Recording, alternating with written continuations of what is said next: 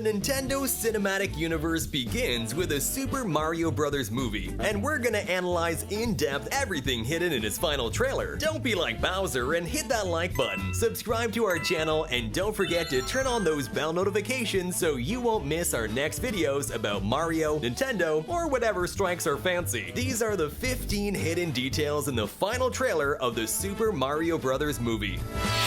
During the kart chase scene in Rainbow Road, there's a moment where Super Mario jumps over the kart being driven by a Koopa, adopting a very familiar pose for an instant. It's the same pose the plumber does in Super Mario Bros. For the original Nintendo console, specifically in its 8-bit version. In fact, the image of the character in this pose has become an icon of video games. But there's more. After the jump, he grabs a Koopa shell with his hand and throws it back like in the Mario Kart games, mocking the victim who receives the attack. This is of course a reference to the Mario Kart games, where characters laugh and mock each other when they overtake or attack their opponents. It seems Nintendo is taking great care with the details of Princess Peach's castle. In addition to the huge windows and cloud designs, which maintain the aesthetic of the original castle seen in Nintendo 64, they've also taken care with the detail of the sun drawn on the floor. In Super Mario 64, we had to stand on it and look up at the ceiling to unlock the wing cap, and in Paper Mario, the Origami King, it served as a pit that connected to the castle's dungeon. This time, the function of this thing on the ground will be completely different. Hidden inside is a 3D map of the Mushroom Kingdom, perfect for supervising the state of the kingdom from the comfort of your living room or your princess throne. It appears that the journey Mario, Peach, and Toad embark on in this movie will take them to places that could be familiar to you. The first of these, with a cannon and a floating island, is the first level of Super Mario 64, called Bob-omb Battlefield. In this level, we use the cannon to reach the floating island and get a star. The next world is a more recent one and belongs to the Sand Kingdom of Super Mario Odyssey. It's the second world that Super Mario visits in search of power moons to stop the wedding between Peach and Bowser. I mean, certainly, its inverted pyramid is unmistakable.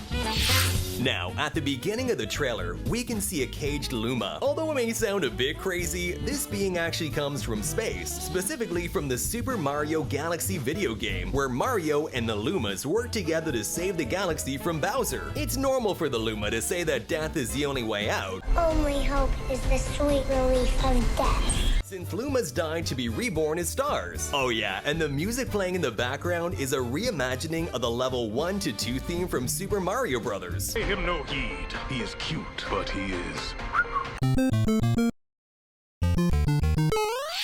When Bowser speaks to his army, he mentions the Koopas, Goombas, and Whatever those things are! Okay, so it is true that these little monsters aren't as well known, but we're here to remind you of their name just in case you didn't know. They're called Spinies, and they're much older than you might think. They actually first appeared in World 4-1 of the original Super Mario Bros. Game, and Lakitu used to throw them at us as a form of attack. When Princess Peach revs up her shiny pink motorcycle and gets ready to hit the track, she'll shout, "Here we go!" These words are some of the most iconic ones in Super Mario, and some of the first words we heard from Mario in Super Mario 64. Here we go! What's more interesting is that these phrases haven't been translated into other languages, like in Spanish, where it mixes the two languages to maintain the essence of Super Mario games. Here we go! Fans of Mario Kart must be thrilled with this scene. Super Mario and his friends will have to race through the Rainbow Road, one of the most iconic and challenging courses in the Mario Kart games. Now pay attention to this detail, because the cars will have the anti-gravity technology that we first saw in Mario Kart 8 for Wii U, which, if you remember, allows karts to drive on the walls or ceilings without falling off. Continuing on with Mario Kart, this detail is for the most attentive fans who love the series. When Mario, Peach, and Toad go to choose their car, they'll approach a kind of machine to select the components. Now, if you look closely at the bottom, you'll see that there are 3 different spaces, one to choose the kart's chassis, another for the wheels, and a third for the glider. So the way cars are built in the Super Mario movie is the same as in the Mario Kart series, where we have 3 options to customize the kart as we like. In one of the scenes scenes during the racing, there's a moment where you can see the motorcycle driven by Cranky Kong, the grandfather of Donkey Kong, who we already saw in the Coliseum in previous movie trailers. We know it's him because thanks to McDonald's toys, we discovered that Cranky was going to ride a motorcycle very similar to this one.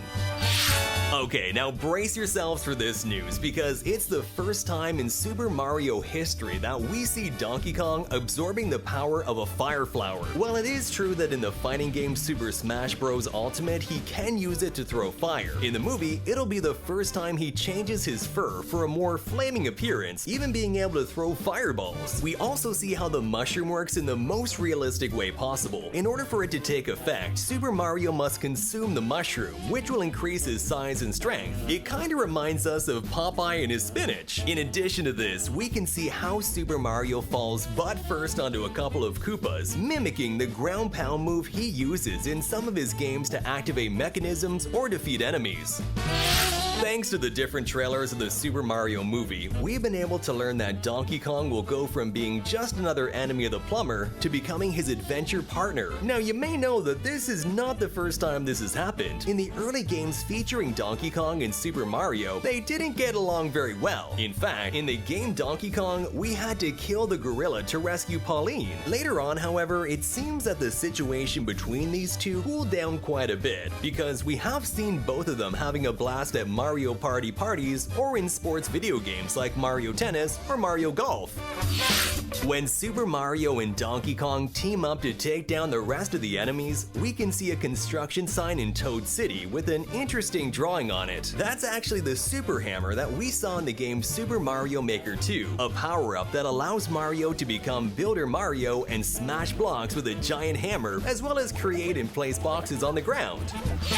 Recently, we've been wondering what kind of fuel the carts in the Super Mario movie use, and the answer was right under our noses in the final trailer. So apparently, Donkey Kong and his friends use a banana-based fuel to power their carts. It looks like it's a gasoline patented by the Kong family, as all vehicles have a similar sticker on their tanks.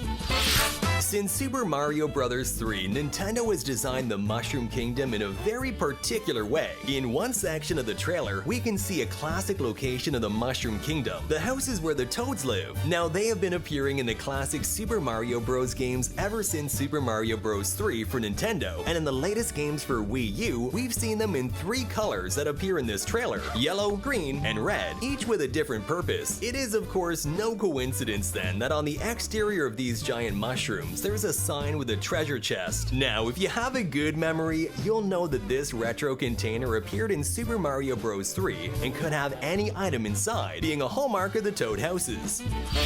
During the exciting kart race on Rainbow Road, Mario faces a somewhat peculiar enemy. He appears to be the boss of the Koopas who are attacking him, and in addition to having a car that could be the envy of Bowser's entire army, it's noteworthy that this suit is made up of the most hated item in Mario Kart. The blue spiny shell covers his head and shows that his Koopa is not an ordinary enemy of Super Mario. In this small battle, the Koopa launches 2 remote control bullet bills at Mario that hit his cart. Now, you'll remember that this item appears in the Mario Kart series, but not in the same way. In the video games, they are capable of turning characters into bonsai bills and move forward in the race. So technically, this item could be considered as one that's entirely new within Mario Kart. Don't miss out on the action and check out these videos for more Super Mario and gaming fun. Thanks for watching, and see you next time!